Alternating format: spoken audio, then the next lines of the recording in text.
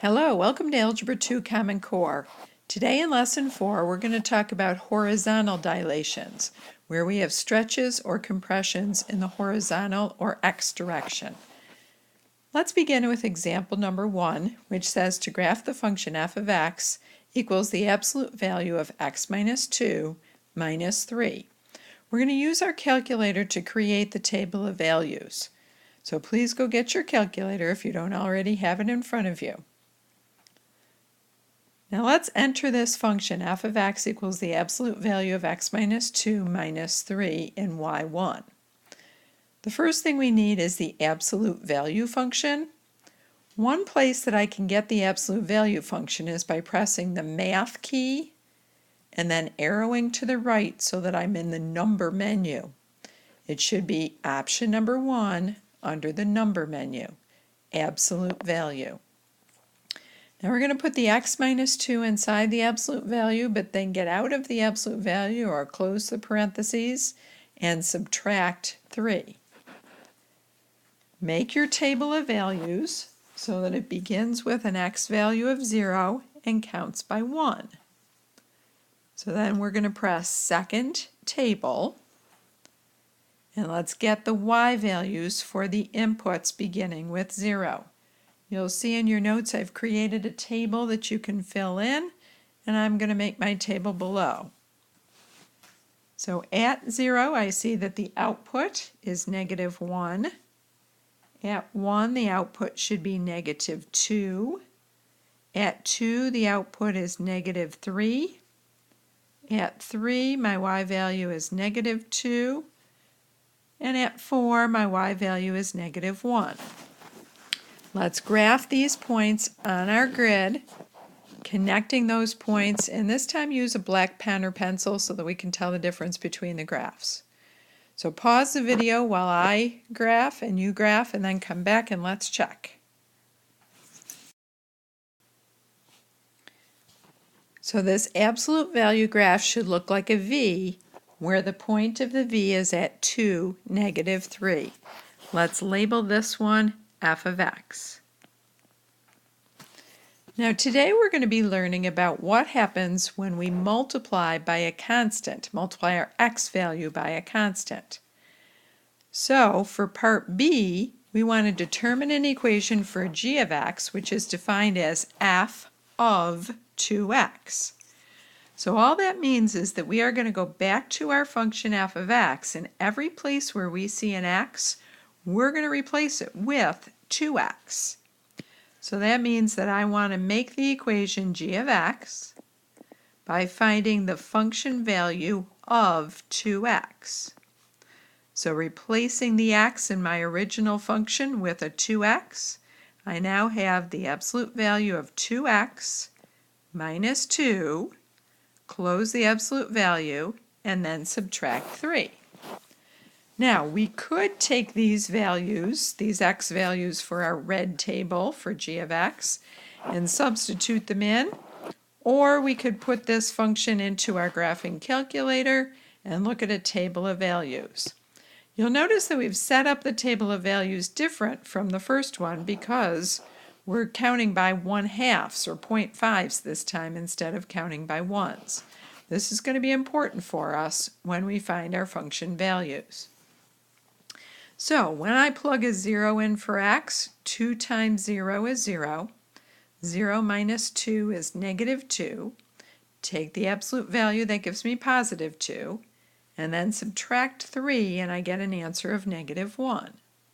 So for each x value, I want to substitute my x value in for the x and find the answer for the g of x. Let's do another one together. 2 times 0.5, that's 1. 1 minus 2 is negative 1. Absolute value is 1. 1 minus 3 is negative 2.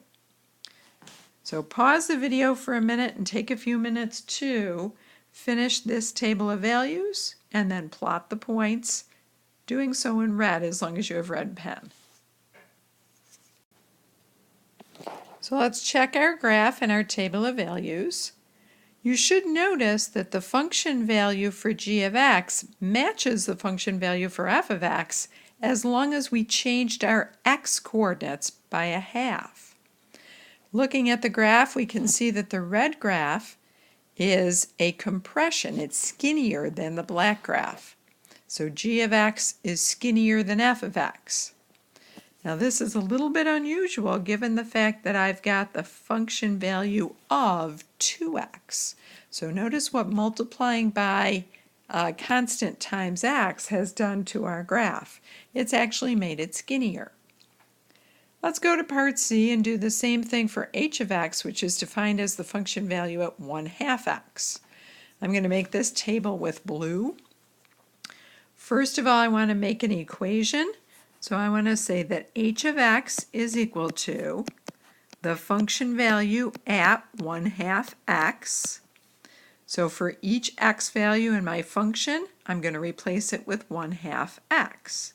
So the equation h of x is going to be equal to the absolute value of 1/2 x minus 2, close the absolute value, and then subtract 3. So you'll notice that this time I made my table of values count by 2's. So 0 times 1/2 is 0. 0 minus 2 is -2. Absolute value gives me a 2, and subtract 3 to get a -1.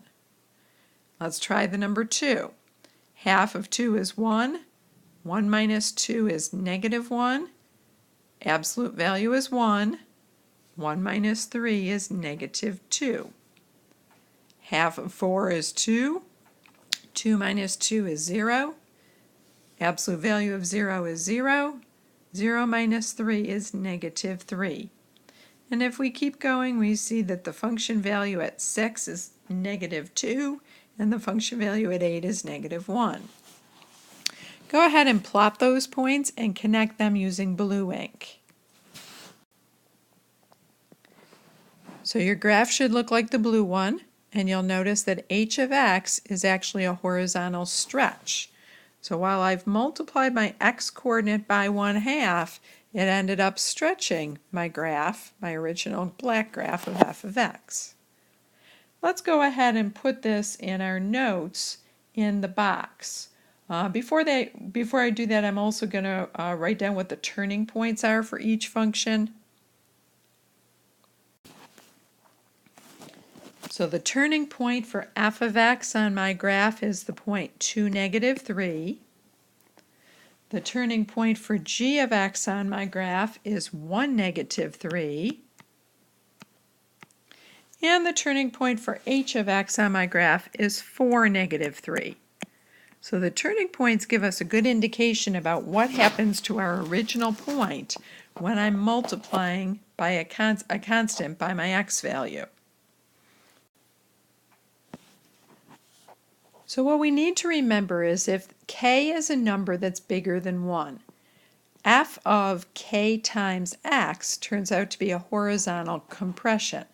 So that means that my graph is going to get skinnier. If k is a fraction that falls between 0 and 1, then the function f of k times x is actually a horizontal stretch. So we want to think about this and say, well, really it's the opposite, or it's kind of backwards of what we would think. In general, we're going to take our x coordinate and we're going to multiply by the reciprocal of whatever k is. So this is a really important rule to remember when we are doing horizontal compressions. So the examples that we had above, when we had the graph of f of kx and k was a number bigger than 1, that was our example of g of x. We did that one on the graph above in red. So g of x was equal to the function value at 2x. The example that we had where k was a fraction, that was our blue graph. So that was our example of h of x, where h of x was equal to f of 1/2 x. So you can always refer back to the example that we completed above. Looking at exercise number 2, we want to look at the quadratic function f of x is equal to x squared minus 12x plus 20. So of course this is a parabola that opens up because the coefficient of x squared is positive. We want to find the turning point of f of x. So again, remember that's the same thing as finding the vertex. Now we could do this on our graphing calculator, but I'm going to do this algebraically by remembering my formula for the vertex. Remember from our last unit that x is equal to negative b over 2 times a. So when I substitute the b value, negative 12, in, I'm getting the negative of negative 12, which is positive 12, divided by 2 times 1, which is 2. So that tells me that my x-coordinate for my turning point is 6. To find the y-coordinate, we're going to plug 6 into the function. So we're going to say f of 6, which is 6 squared minus 12 times 6, plus 20. Now, when we do that, we end up getting an answer of 36 minus 72 plus 20, which gives me an answer of negative 16. So that tells me that my vertex for this function is the point 6, negative 16. Now in part B, we want to find the turning point for f of 3x. So before we do that, let's find the formula for g of x. So we're going to do exactly what we did on the examples above. To find the equation for g of x, we're going to take the function value at 3x. That just means replace every x with a 3x in my original function f. So g of x is going to have the equation 3x, and that whole thing will be squared, minus 12 times 3x plus 20. Now let's algebraically expand that. So 3x squared gives me a 9x squared minus 36x plus 20. Now in the last part of the question it says, what's the turning point for g of x? So in part C, we want to calculate the turning point. We can do this 2 different ways. We can first of all find the turning point or the vertex using negative b over 2a. So I'm going to do that part first. So x equals the negative of b, so negative of negative 36 is 36, divided by 2 times a, so 2 times 9 is 18. So my x-coordinate is equal to 2. To find the y-coordinate, we're going to take g of 2, so that's going to be 9 times 2 squared, minus 36 times 2, plus 20. And I'm going to type that into my calculator, and I see that I get the answer of negative 16. So algebraically, we calculated the vertex or turning point to be 2, negative 16. Now if we carefully look at our beginning turning point for f of x and compare it to the turning point for g of x, we should notice that what we did was take our x-coordinate and multiply it by 1/3, or divide it by 3. That makes sense because I'm taking the function value of 3x. So remember our rule from above that said, in order to find the point, we're going to multiply the x-coordinate by the reciprocal of k. So since k was equal to 3, the reciprocal is 1/3. So x times 1/3 gives me that x-coordinate of 2. In exercise number 3, we're given the function graphed as f of x. So we want to find the new g of x function by doing a stretch, so f of 1/2 x. So I see that this 1/2 in front of the x should tell me that my graph is stretched in the horizontal direction, and it's going to be a stretch of 2. So let's go ahead and look at the endpoints for the f of x function. So I've made a table of values, and I see that the first point is at negative 3, 4. Then I have negative 1, negative 2, 3, negative 2, and 4, 3. So if we want to find the function value at 1/2 x, or the new function g of x, That just means that we are going to take each of our x coordinates and we are going to multiply them by 2. So each x coordinate has to multiply by the reciprocal of k, so we're going to multiply by 2. So to make my new table of values, x becomes -6 instead of -3, but the y value stays 4. -1, -2, I'm going to multiply the x coordinate by 2, but keep the y coordinate the same. For the point 3, -2, I'm going to multiply 3 times 2 and get 6, keeping the y coordinate the same. And for the last point, let's multiply our x coordinate by 2, but keep the y coordinate the same. Go ahead and plot these points and connect them to get your graph. So the blue graph is the graph of g of x, and clearly we can see that the graph of f of x has been stretched horizontally. Now if you take a look at part B is just asking us to find the function values or the outputs for the points that we just evaluated on our table. So g of -6, according to the table and the graph, is 4. G of -2, according to the table and the graph, is -2. G of 6 is -2, and G of 8 should be 3. So those were the important points on that graph. Let's try exercise number 3. We are given another parabola, x squared minus 8x plus 12. We want to find the turning point of this parabola and then go ahead and adjust that or do a transformation by finding g of x, which is 2, f of 4x. I'm going to focus first of all on the function f of x. Because I want the turning point, I'm going to use that equation, x equals -b over 2a. So in the case of this parabola, the negative of -8 is +8 over 2 times 1, which is 2, telling me that my x-coordinate for the turning point is 4. Let's find the y-coordinate by finding the function value at 4. So that's going to be 4 squared, which is 16, minus 8 times 4, plus 12. So that is giving me an answer of -4. So the turning point for f of x is the point 4, -4. Now let's take a look at the function g of x.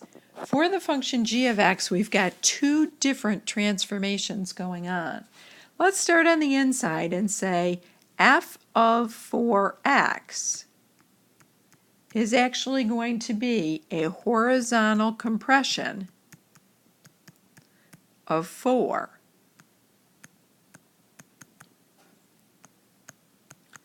So that means that we're going to take our x-coordinate and we're going to multiply it by the reciprocal of k. So x-coordinate will be multiplied by 1/4. That's our first transformation. The second transformation is that the function is being doubled or multiplied by 2. When I multiply the function by 2, that's going to be a vertical stretch. So a vertical stretch is just going to take my y-coordinate and multiply it by whatever that stretch is, in this case 2. So let's go back to our point 4, -4, and let's apply both of these transformations. Taking our x-coordinate and multiplying by 1/4 gives me the new x-coordinate of 1. Taking the y-coordinate and multiplying it by 2 gives me a new y-coordinate of -8. So this is going to be the turning point or the vertex of the function g of x.